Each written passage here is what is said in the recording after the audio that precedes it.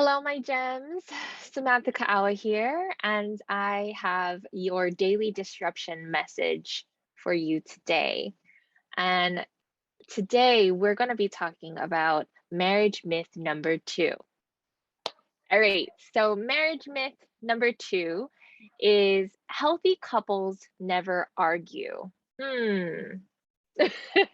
What do you guys think about that? What do you think? Is you think that's true? That healthy couples never argue, or do you think that that's a myth? And I'm going to share with you a story right now to give you a little bit more insight as to why I believe that that's a marriage myth. So, in order to prove my point here, I am going to share with you a teaching story. And this story comes from the book Art and Fear by David Bales. Um, Bailey's, maybe. I think I might have said that wrong. David Bayless, Bayles. Okay, I apologize for my not being able to pronunciate that. Oh, and Ted Orland. So David Bayless and Ted Orland. Maybe I got that right this time. All right. So again, from the book Art and Fear, and it's a beautiful teaching story in for many different reasons, but I'm going to place this into the relationship arena since that's the area that I love to speak on. So there was a ceramics teacher, and on opening day of class, he announced that he was dividing the class into two groups, right? All those on the left side of the auditorium, he said, would be graded solely on the quantity of the work they produced. Okay, so the amount that they produced. And all those on the would would solely be graded on the quality of what they produced. Okay, so his procedure was simple. On the final day of class, he would bring in his scale and weigh the work of the quantity group. 50 pounds of pots rated an A, 40 pounds a B, and so on. Those graded on the quality, however, needed to produce only one pot, albeit a perfect one, he said, to get an A. Well, came grade day, right? Grading time, and a curious fact emerged. The works of the highest quality were all produced by the group being graded for quantity.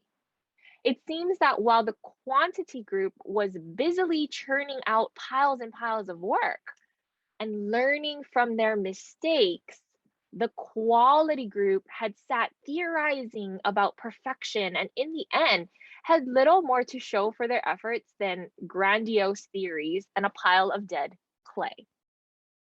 Isn't that a powerful story? And it really speaks to perfectionism, right? And I know that perfectionism really exists in relationships because perfectionism is also about a relationship within yourself. So I want to also pull this into the outside relationship with your partner or within your marriage.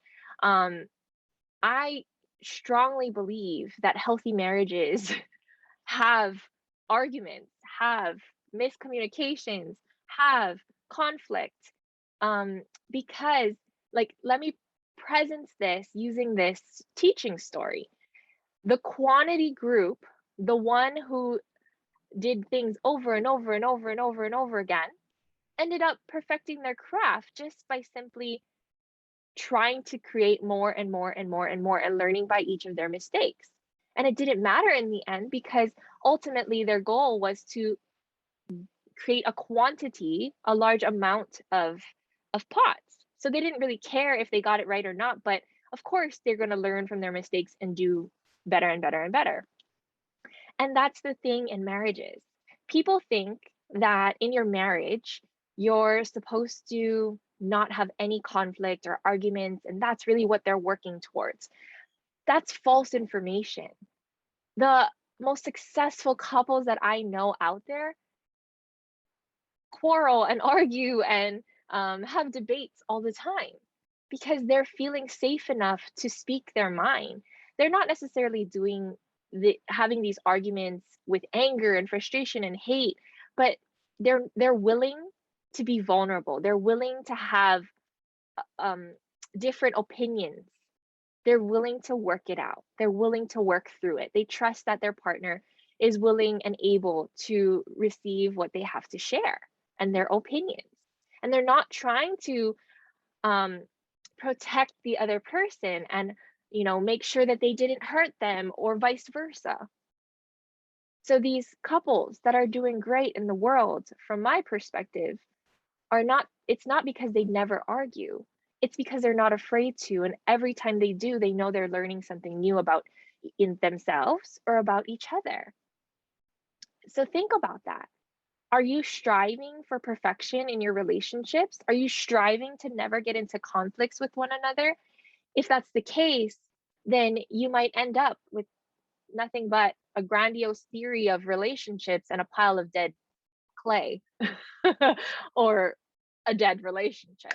So think about it that way. You can theorize about what a perfect relationship looks like all you want, but the ones that actually live in the perfect relationship, live in the relationship of their dreams, are the ones that are willing to have those mini conflicts, have those arguments, step up and stand up for what they believe in, and trust that their partner will love them no matter what.